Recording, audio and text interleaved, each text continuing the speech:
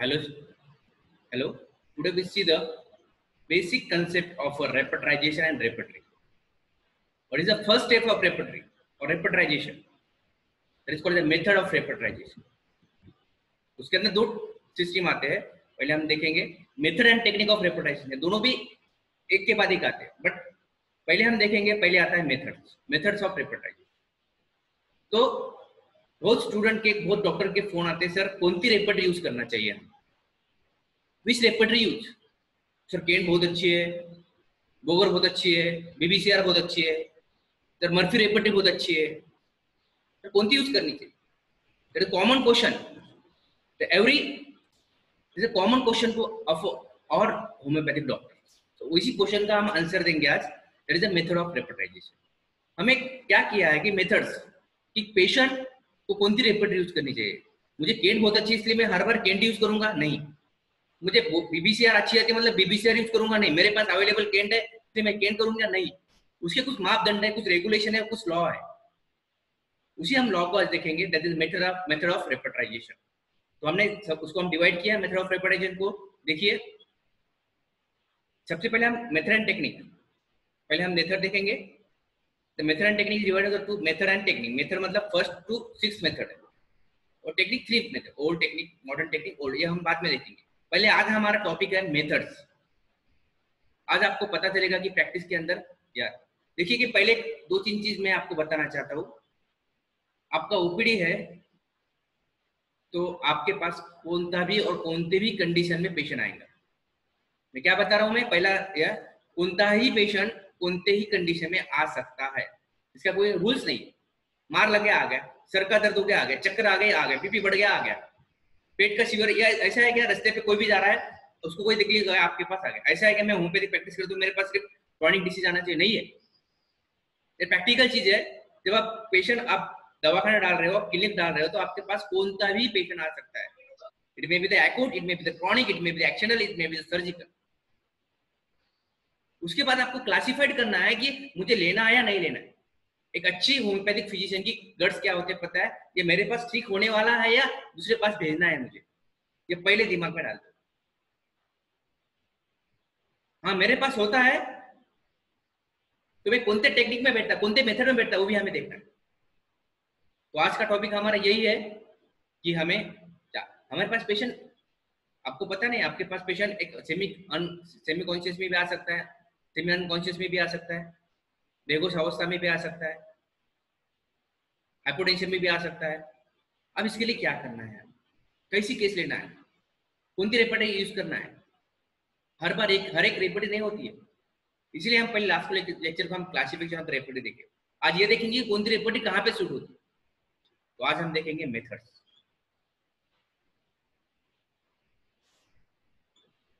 देखो methods and technique of repertory. हम सबसे पहले देखेंगे method. They are the first method और prime method. Method is called as Dr. Hahnemann or Boning-Ushant method. This method is called as Hahnemann and Boning-Ushant method. हम पहली priority हमारे case के अंदर, हमारे क्लिनिक के अंदर पहली प्रायोरिटी हम फर्स्ट मेथड को देना चाहिए. जब पेशेंट के पास, मैं बता रहा हूं, जब पेशेंट के पास, आपके मन के हिसाब से नहीं, पेशेंट के पास कंप्लीट सिम्टम्स इजिली अवेलेबल है. क्या बता रहा हूं मैं आपको, जब पेशेंट के पास कंप्लीट सिम्टम्स इजिली अवेलेबल है. That is what is the complete symptoms? यहाँ पे लिखा है मैंने, location, sensation, modalities and concomitant. ये 4 चीज पेशेंट को इजीली मिल रहा है, देन यूज द बोनिंग-उशेंट मेथड और हानेमन मेथड. अब मेथड का मतलब क्या होता है, उनकी रेपर्टरी यूज करना है. हम हानेमन और बोनिंग-उशेंट मेथड मतलब उनकी जो बोनिंग-उशेंट की रेपर्टरी जीपीबी, जब आपके पास लोकेशन, सेंसेशन, मोडालिटीज रहेंगी, और दूसरी है बीबीसीआर. जब आपको ये इजीली आपको मिलते हैं, ये रेपर्टरी का मेन कंसेप्ट फिलोसॉफी का बैकग्राउंड है उनका, लोकेशन, सेंसेशन, मोडालिटीज, कॉन्कॉमिटेंट है. आपको कोई पेशेंट, सर मेरा सर में दर्द हो रहा है, इंडिकेशन मिल गया है, that is called right side. फिर उसके बाद sir cutting type of pain हो रहा है, रात को बढ़ रहा है, सुबह कम हो रहा है, उसके बाद उल्टी भी हो रही है. देखिए आपको इजीली मिल गया लोकेशन. देन आपको you use the GPB, you use the BBCR. ये पेशेंट के हिसाब से, पेशेंट जो बता रहा है, पेशेंट ने अभी हम देखेंगे पेशेंट को स्टेप बाय स्टेप पॉसिबिलिटी क्या क्या आती है।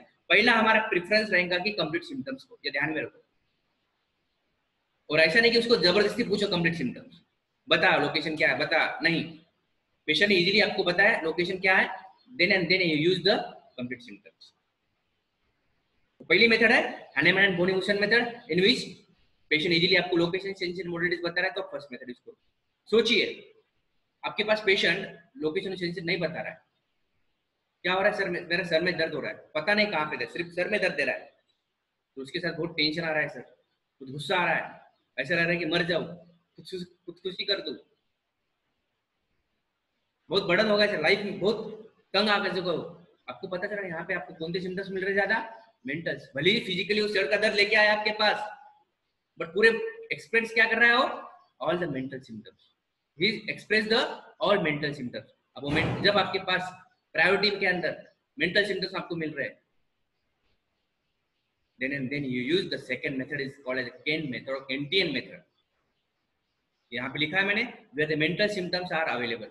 जब मेंटल सिम्टम इजीली आप खुद नहीं पूछना है, ये ध्यान में पहला रूल्स देखो, आप खुद नहीं पूछना है, पेशेंट खुद बता रहा है सर बहुत चिड़चिड़ हो रहा है, बहुत गुस्सा आ रहा है, ऐसा लग रहा है कि मैं मर जाऊं, कहाँ पे तो आत्महत्या करूं, ऐसा लग रहा है sir, I am very disappointed in my life, मगर तकलीफ क्या है सर का। और यहाँ पे लोकेशन सेंशन नहीं मिल रहा, यहाँ पे आपको जनरल मॉडल मिल रहा है mental general. Then use the starting with the mental general, physical general, particular, ये आपका यहाँ पे फॉर्मूला रहेगा। Then use the Kent repertory. आपके मन के ऊपर नहीं कि कौन सी रेपर्टरी, मुझे केंट अच्छी लगती है, मैं केंट नहीं करूंगा यूज, पेशेंट क्या दे रहा है उसके ऊपर रेपर्टरी डिपेंड रहेगी। पेशेंट हमें मेंटल जनरल दे रहा है ज्यादा, तो हम use the second method, that is Kentian method. Patient हमें कंप्लीट सिम्टम ज्यादा दे रहा है, यूज द बोनी-मोशन मेथड और हनीमैन मेथड। समझ में आया, ये पहला रूल्स है। फिर केंट मेथड के अंदर पहले प्रायोरिटी किसको देंगे हम, मेंटल जनरल, उसके बाद फिजिकल जनरल, उसके बाद देंगे हम पर्टिकुलर, यहाँ पे लिखा है मैंने पर्टिकुलर। अब ये हो गया। अभी आपके पास सोचिए, आपके पास पेशेंट कंप्लीट सिम्टम भी लेके नहीं आ रहा है और मेंटल सिम्टम भी लेके आ रहा है, ऐसे भी आप पेशेंट आ सकता है, सर सब कुछ ठीक है मगर पेट साफ नहीं हो रहा है सर, एंड खाना भी नहीं जा रहा है, तकलीफ कुछ नहीं मगर खाना नहीं जा रहा है, पेट साफ नहीं हो रहा है। यहाँ पे आपको मेंटल सिम्टम भी नहीं मिल रहा है और लोकेशन भी नहीं मिल रहा है, सेंसेशन मिल रहा है। देन आपको यूज द थर्ड, अभी हम बाद में देखेंगे थर्ड मेथड में कौन सी रेपर्ट यूज करना है। अब जब इसके हम अगला जो लेक्चर रहेगा हम उसके अंदर हम देखेंगे कि which repertory use in the third method, but priority आपको पहले दो देने का है, first method and second method. अब थर्ड मेथड के अंदर क्या है, where is the lacking of the mental symptoms, तो आपका फॉर्मूला क्या रहेगा, पहले हम देखेंगे फिजिकल जनरल। अब यहाँ पेशेंट बता रहा है ना आपको, फिजिकल जनरल बता रहा है, फिजिकल जनरल मतलब एपेटाइट, थर्स्ट, यूरिन, जो पेशेंट के पर्सनल से रिलेटेड रहते हैं उसके अंदर फिजिकल जनरल हमको, जैसे कि केंट के हमने देखा था मेंटल जनरल पहले देते थे, यहाँ पे आपको देना है फिजिकल जनरल, उसके बाद पर्टिकुलर, उसके बाद मेंटल, फिर आपको धीरे धीरे उसको पूछना है, बाद में मेंटल सिम्टम मिलते तो आपका फॉर्मूला ऐसा रहेगा। उस टाइम की रेपर्टरी आपको अलग मिलेगी, मे बी द क्लिनिकल रेपर्टरी मिलेगी, वहाँ पे आपको क्लार्क की रेपर्टरी यूज करना पड़ेगा, आपको बेस्ट रेपर्टरी यूज करना पड़ेगा, आपको जो आपको क्लिनिकल रेपर्टरी जो है ना लास्ट में देखे थे क्लासिफिकेशन में, वो रेपर्टरी आपको यहाँ पे मे भी इस्तेमाल करो, हम बाद में डीपली देखेंगे कि कौन सी रेपर्टरी कहाँ पे सूट होती है। यह हो गए बेसिक थ्री मेथड,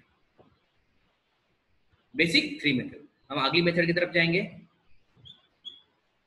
जैसे फोर्थ मेथड। अब यहाँ पे इंटरेस्टिंग पार्ट क्या होता है पता है, पेशेंट मेंटल सिम्टम भी लेके नहीं आता है, कंप्लीट सिम्टम भी लेके नहीं आता है और फिजिकल जनरल भी लेके नहीं आता है। उस टाइम में क्या करोगे आप, कुछ टेंशन है सर, नहीं सर कुछ भी नहीं, लाइफ एकदम एंजॉय। तकलीफ क्या हो रही है सर, ऐसी भी कुछ बड़ी sir, but not well feeling. बहुत पेशेंट ऐसे मिलते कुछ भी नहीं बताते, स्टूडेंट का बहुत ज्यादा कहना सर पेशेंट कुछ भी नहीं बता रहा। उस टाइम में क्या करेंगे, कौन सी रेपर्टरी, मेंटल, अपने मन से थोड़ी मेंटल लेंगे, मन से नहीं ले सकते। Then you see fourth method कब इस्तेमाल करना है, मैंने बताया आपको प्रायोरिटी पहली मेथड को, सेकंड मेथड को, उसके बाद थर्ड। जब आपको ये तीनों मेथड भी नहीं अटैच हो रहे, नहीं ऐड हो रहे, नहीं यूज में नहीं आ रहे, then where the lacking of the general mental complete, then you select the PQRS, peculiar qualitative rare. ऐसा सिम्टम्स देखो उस पेशेंट के अंदर, ऐसा पेशेंट मिलेगा आपको, ऐसा सिम्टम्स मिलेगा आपको, तो PQRS ही होगा। मतलब उसके वजह से वो रेमेडी भी सॉल्व आउट हो जाएंगे और पेशेंट भी अलग हो जाएगा। एग्जाम्पल देखेंगे आप, सर मुझे मरने का डर लगता है, सिर्फ कुछ भी नहीं, सिर्फ मरने का डर सर, दूसरे मरने का डर, दूसरा कुछ भी नहीं सर, मरने का डर, सिर्फ मरने का डर। और उसकी बीबी बता रही है सर ये predict the time, fear of death predict the time. पूरी मटरामेडी का खोल के देखो, आपको पिक्युलर कौन सा सिम्टम मिलेगा आपको, मटरामेडी का अंगे वही आपकी रेमेडी। अब रेमेडी के बारे में हम बाद में देखेंगे, आपको पता होंगी, मगर आपको इसके ऊपर प्रैक्टिस करना है। जब ऐसे सिम्टम्स कुछ भी एक ही सिम्टम्स मिल रहा है, वो भी पिक्युलर क्वालिटी रेयर मिल रहा है आपको, देन कोई भी सर ये बंदा इसके खूबी क्या है सर, ये रात को आधे आंख ओपन रखता है, देखो पिक्युलर मिलते हैं, हजारों में से एक पेशेंट को मिलता है। सर इसको रात को 12 बजे ही भूख लगती है, 2 साल से वही चल रहा है, कुछ भी तकलीफ नहीं सर, सिर्फ रात को 12 बजे भूख लग रही है इसको, हंग्री एट मिडनाइट। रेमेडी एक ही है, क्योंकि पॉजिटिव रेयर सिम्टम्स है ये। सर मैं आपको, सर रात को 1 बजे बरोबर इसको उसकी आंखें लाल हो जाती है, 2 बजे के बाद ठीक हो जाती है। जैसे positive peculiar positive rare symptoms, ऐसे सिम्टम्स ढूंढना पड़ेगा। सर बरोबर मुझे सर शाम के ही टाइम में फीवर आता है 10 मिनट के लिए, या कब 2 साल से चल रहा है।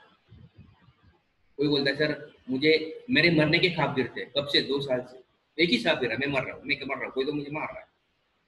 जैसे पिक्युलर और positive rare symptom, then you use the, ऐसे सिम्टम्स आपको ढूंढना है जब ऊपर के नहीं मिलते हैं। तो सोचिए कि पेशेंट को मेंटल भी नहीं मिल रहे हैं, फिजिकल भी नहीं मिल रहे हैं, जनरल भी नहीं, मेंटल जनरल भी नहीं मिल रहे हैं, फिजिकल जनरल भी नहीं मिल रहे, पर्टिकुलर भी नहीं मिल रहा है, और PQRS भी नहीं मिल रहा है। पेशेंट बेहोश हालत में आ गया, आ सकता है कि नहीं आ सकता? आ सकता है प्रैक्टिस के। नहीं सर मैं तो होम्योपैथी प्रैक्टिस करता हूँ, बेहोश पेशेंट मेरे पास क्या लेके आ सकता है? पेशेंट को क्या है, उठा के लेके आए आपके पास, फिर बाद में आप प्रेफर करोगे, ये करोगे, अलग बात। मतलब लेके आया तो आप हाथ सिर्फ डायरेक्ट रेफर थोड़ी करोगे, आप उसको एग्जामिनेशन करोगे ना। और कभी कभी ऐसा लगता है कि मैंने अपने अपन कल लेक्चर में हम देखे इंडिस्पोजिशन, तब आपके पास ऐसा पेशेंट आता है तो आपको क्या करना है? ना सिम्टम पेशेंट बात कर रहा है, पेशेंट के रिलेटिव को उतना पता नहीं है, देन ये यूज। ऐसा नहीं कि आपको सोचिए कि आपको पेशेंट बोल रहा है कि सर ये एलोपैथी हम जाके आए, उन्होंने बोल दिया घर पे लेके जाओ, और पेशेंट ना बात कर रहा है। ऐसा आते कोमा के पेशेंट, आपने सुना होगा सर, कोमा के पेशेंट होम्योपैथी से बाहर आए होंगे, आए हैं, और उसकी टेक्निक कौन सी इस्तेमाल की है? 5th method. क्या इस्तेमाल की है? 5th method. अब ये 5th मेथड के अंदर क्या रहता है, बहुत इंटरेस्टिंग मेथड है, और ये आपको बहुत रेयरली डॉक्टर को पता होंगी ये मेथड, क्योंकि इसके अंदर अपन मेडिसिन पेशेंट के ना मेंटल सिम्टम पे देते हैं, यहाँ पे भी रेपर्टरी है, इस्तेमाल करते हैं हम clinical repertory. Where the case present, देखो मैंने लिखता है, where the case present only common और pathological symptoms, selection of medicine on the basis of, हमें सिलेक्शन ऑफ मेडिसिन कौन से बेसिस में करना है? पहला पॉइंट है patient personal and family history, क्या हुआ था। सोचिए एक मेरे पास पेशेंट, आपके पास एक एग्जांपल देखिए, पेशेंट आया बेहोश हालत में है, हमने ब्लड प्रेशर, जैसे हमने पिछली बार देखा था, आते बराबर ब्लड प्रेशर चेक करना है, पल्स रेट देखना है, सब कुछ स्टेबल है, मतलब सैचुरेशन ठीक है, पल्स रेट ठीक है, सब कुछ ठीक है, तो पेशेंट बात नहीं कर रहा है। देन फिर क्या हुआ था फैमिली, हाँ सर कल झगड़ा हुआ था, किस वजह से? पैसे की वजह से। तो आपको एलिमेंट फॉर्म में मिलेगा ऐसा रूब्रिक, क्या हुआ था? झगड़ा हुआ था पैसे की वजह से। बाद में रूब्रिक बताऊंगा मैं, इसका रूब्रिक क्या है। क्या हुआ था सर? कुछ नहीं सर, कल ऑफिस में बहुत डांट खाया इसने बॉस की, और 2 दिन से टेंशन ले रहा है, तो आप बेहोश गिर गए। ओके, ये भी आपको। उसके बाद है पेशेंट बात नहीं कर रहा है, सोए वाला है, द कॉम्प्लेक्शन दिखने में कैसा है, जाड़ा है, मोटा है, इसके ऊपर कलर्स, हेयर है, डार्क है, स्ट्रक्चर ऑफ स्किन, टेम्परामेंट, ये हमने देखे ना मैथमेटिक्स में पढ़े हम इसके ऊपर। उसके बाद particular organ and tissue affected, आपके पास जब पेशेंट आता है कोमा में आता है तो ऑटोमेटिकली उसके सीटी स्कैन, सोनोग्राफी, या ब्लड टेस्ट ऑटोमेटिक आ जाता है, तो आपको पता चलता है कि कौन सा ऑर्गन अफेक्टेड है।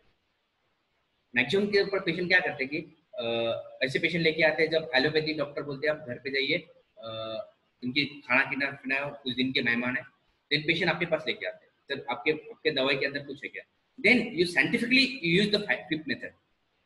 हाँ, हम लेंगे उसको सिस्टमेटिक पढ़ेंगे क्या है, उसको रिपोर्ट के अंदर ये करेंगे सब, फिर उसको हम पूरा legally medico legal rules apply करके हम उसको दवा देंगे।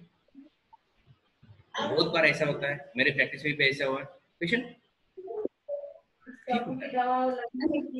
Particular organ location characteristic physical aspect या उसके बाद इटियोलॉजिकल फैक्टर क्या हुआ था। अब एग्जांपल देता हूँ कि एक पेशेंट है, बैंक का मैनेजर है, उसका ट्रांजेक्शन प्रॉब्लम में आ गए, मतलब पैसे का मैनेजर को बहुत टेंशन रहता है, तो ट्रांजेक्शन का प्रॉब्लम आ गया कि उसने जो किया था वो नहीं हुआ सिस्टमेटिकली, उसके अकाउंट में आगे के अकाउंट में नहीं हुआ, इनके अकाउंट से तो गया तो सडनली फोन आ गया सर सम प्रॉब्लम।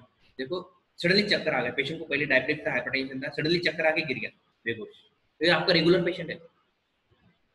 तो सोचिए कि रेगुलर पेशेंट कहाँ पे लेके आएगा, पहला आपको फोन लगाया ना पहला, सर ऐसा ऐसा हुआ क्या करूँ, या डायरेक्ट लेके आएगा, बोल नहीं सकते आप, आपको फोन नहीं लगा तो डायरेक्ट लेके आएंगे, देन एंड देन आपको तो रेफर तो करना है आईसीयू में या, बट आपको लगता है कि ब्लड प्रेशर अच्छा है, सैचुरेशन ठीक है, सब कुछ इसलिए तो पेशेंट को करेज होना चाहिए, नॉलेज होना चाहिए, करेज होना चाहिए, that is a dare to be wise, साहसी और बुद्धिमानी होना चाहिए।